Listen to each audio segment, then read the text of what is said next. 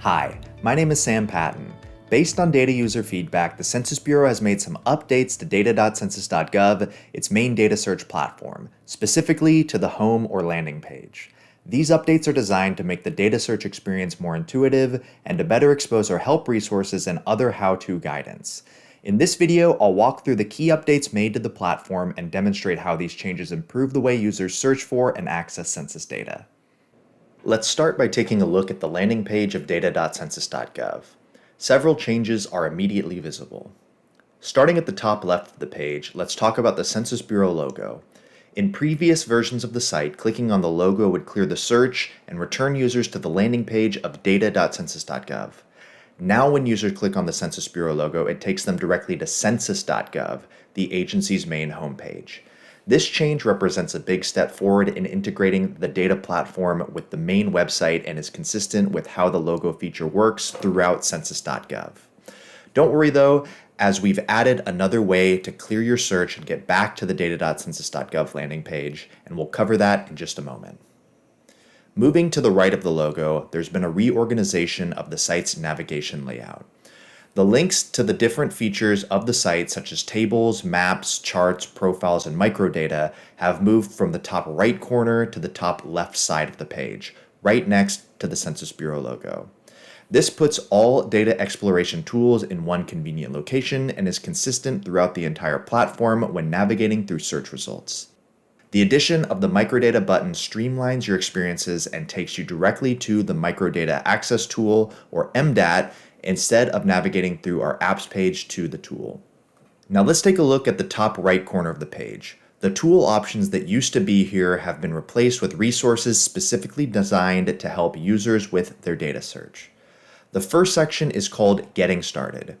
Clicking on this takes users directly to our most popular resource for learning how to begin searching on the site.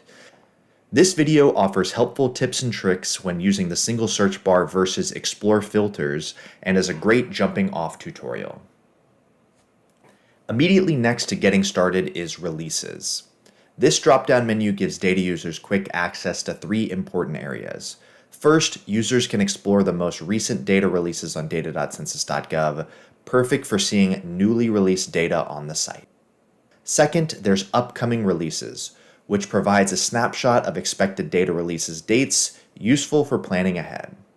And third, Site Updates, which showcases the latest improvements and features added to the platform based on user feedback.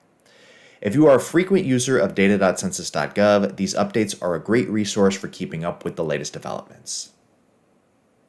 The third link on the right is Help.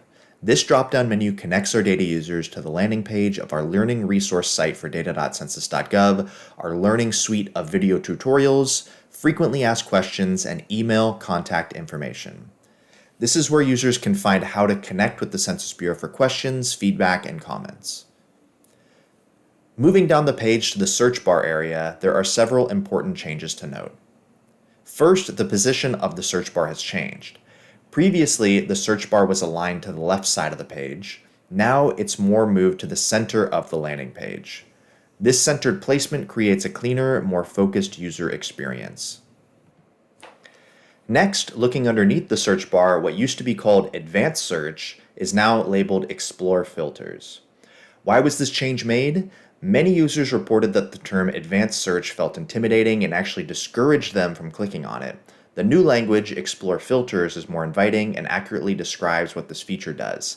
It allows users to explore data by narrowing down searches using geographies, topics, surveys, years, and more.